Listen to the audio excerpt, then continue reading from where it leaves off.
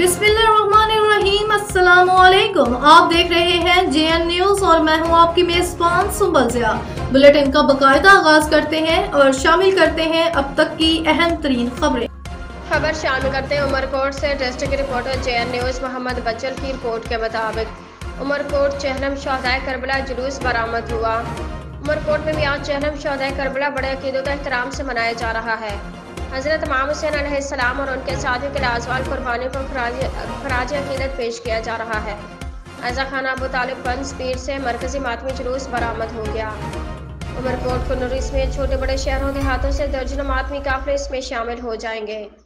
Security के इंतजाम इंतहाई सख्त किए गए हैं। ये मरकजी मातमी जुलूस मुख्तलिफ इमाम बारगाहों से होता हुआ मार्केट चौक पहुँच जाएगा, जहाँ मजलिस मुनक़िद होगी। मातमी जुलूस रवायती रास्तों से होता और रात के वापस अज़ा खान अबू तालिब पहुँचकर इख्तिताम पजीर होगा। जिला भर में कहीं कहीं बारिश का सिलसिला भी जारी है। मौसम खुशगवार हो गया है।